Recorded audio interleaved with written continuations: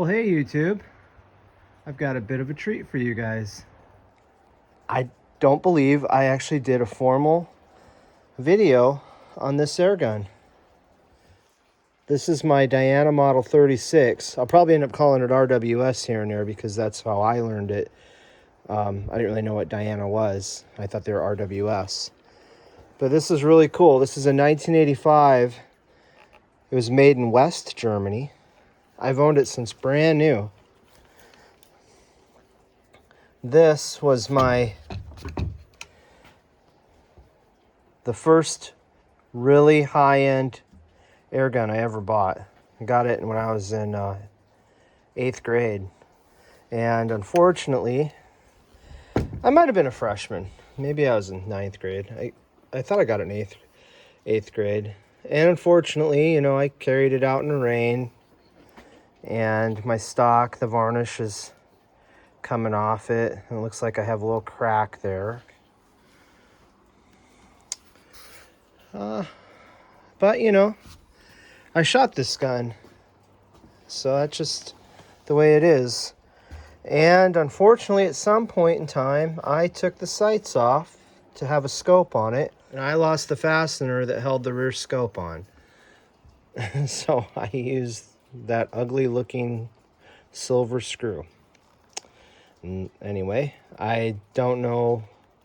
I'm not even sure what kind of fastener goes in there. Anyhow, I mounted, these were Uncle Mike's scope rings that they made. I don't know that, I haven't really seen these available. I don't know if they quit making them. I don't think they're available. Back then it was Michael's of Oregon. I don't know if they're still available. You can see my awesome 8th grade skills at lining things up when I screwed the rear stud in for my sling. So I get to live with that. 39 years later. Curses! Why'd I do that? Why didn't I get my dad to help me? Or take it into wood shop class or something, you know? Oh well. So it has an adjustable trigger on it. Metal trigger guard. I don't need to get a magnet out for this gun. It's all steel, you know? Well, I guess. This is plastic. So they were starting to put plastic on them, so let me take that back. It's got an automatic safety with a little rubber piece on the metal tab, which is nice. It's not all cracked or sun faded, just falling apart. The rear sight, completely adjustable for elevation and windage. And now what I've noticed, I was sighting this gun in, and it doesn't have detents, it's just the screw. And I don't want to touch it because it actually goes multiple times up and down. So part of me wonders if I might have lost a part in there. I don't know. It had a really nice rear blade. Let me show you this. Look at that. You could rotate it and have different rear sight profiles on it. Super cool. The front, kind of a target sight. Look at that nice thin blade. And you can see where I always gripe about the new stuff where they put the big ugly fiber optic globe. I like this. And it actually is an insert. You could pull it out and replace it. I don't recall what that does. Oh, I think it holds it in place. I think you loosen that, then you can get it out. That's how that works. Just really much like that Daisy target rifle I have. Oh, dang, look at that. I also have varnish coming off the front of it there. That's unfortunate. See, the muzzle has a crown to it. You can kind of see the rifling in there. This is really cool. I was just caught my eye. You can see it was made, looks like in May of 1985. The checkering on the pistol grip has been nicely done. And the rubber butt pad, it's starting, I think, to get a little bit hard, but you know, 40 years old, it's not cracked, it's not like turning into dust, so that's good. It came with a set of dovetails for a scope, and here's the markings on the top: RWS Diana Mod 36.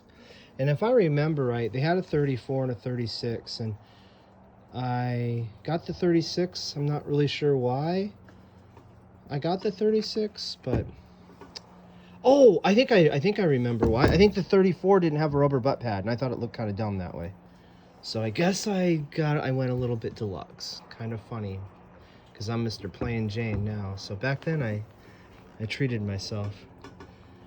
Let me show you guys the sights. This is always a bit of a challenge to do. I don't know if we're gonna get a good sight picture. I don't think it's gonna work for you guys, unfortunately. That front blade is very, very thin. Maybe you get an idea. Okay, let's go look at what my target, how this is turning out. Oh, and give you guys an update. Thank you guys for all writing in on my last video when I was asking if you want to see product reviews. I was surprised by the comments. Well, I'll get to that here in a second. That's not bad, huh? Look at that. 20 yards, quarter. Can I do a nickel? Yeah, I got a nickel there. Not bad, not bad. See if I can take out these silhouettes. I had initially tried the gun out at 35 yards using Crosman Premiers. They were 177, and you know, I got a little bit of wind out here, but my issue was the gun was shooting low. The sights won't raise up far enough for 35 yards. I don't know if that's by design or that I lost a part in there. So then I went 20 yards and actually shot 10 shots, and I switched to using Meister-Kugelin 8.2 grain pellets, and they're wad cutters instead of a domed. And it was interesting shooting 10. I got 5 there and here, and I don't and it could have been all over. I don't know. With iron sights, I just shot the 10 and walked out there to look. So I think I'm reasonably well sighted in for the silhouettes. We'll find out what happens. All right, let's take a few shots of this thing. Pretty smooth cocking. The effort to cock the barrel is really low. Locks up nice and smoothly. I'm gonna again be using the Meister-Kugelin 8.2 grains. I've got 4 rams and 2 pigs. I don't know, I think you guys can see them with the snow in the background. I need to paint them yellow so they stand out now. The paint kind of blends, I think. I'm gonna shoot off the rest, make sure I'm sighted in okay. So I'm not sure if this sight is vibrating a little bit. I'm right on about 5, so.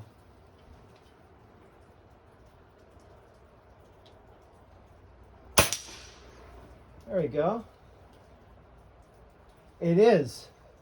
It is actually vibrating a little bit. There's no detent on it. And I'm not, yeah, I don't, I think I'm missing a part. So that's why I've been having a challenge with this thing. I don't really want to mount a scope on it. I like shooting iron sights. I'll just make sure I keep an eye on that guy. Yeah, let's see if I can shoot off my elbow.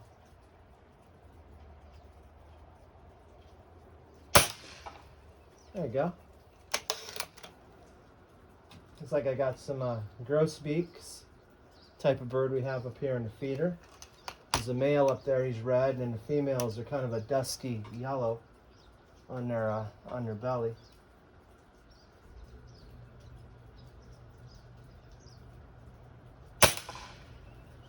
All right.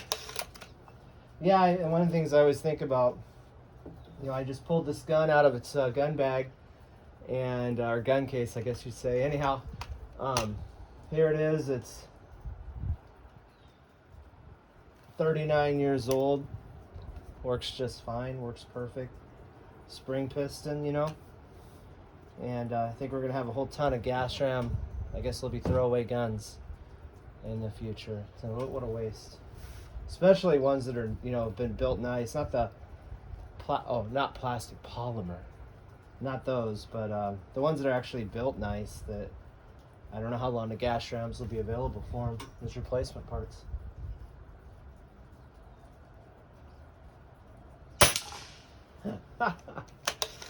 Oh, and I started saying earlier on my other video when I was talking about should I start featuring products on this channel? Dang it! I rushed that. I should have I really appreciate all the comments everybody gave me. And I was surprised. I thought I'd be inundated with "don't sell out," but I had a lot of comments where guys were like, you know, that'd be neat to see. I also had some pretty strong ones with good arguments why not to do it, and I guess I just wanted to weigh it all out, and in my heart of hearts I don't want to, and I'm just gonna keep doing what I'm doing. Kind of got a unique channel, I think, where I just buying my own guns or the ones I've had like since a kid and featuring them, and just keep doing that. All right, let's get this video ended here.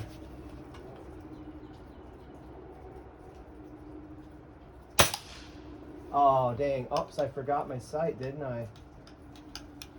Okay, bear with me. Gotta get a pig.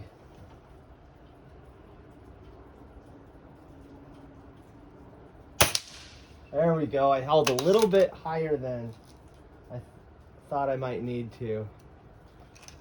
Can I clean them off?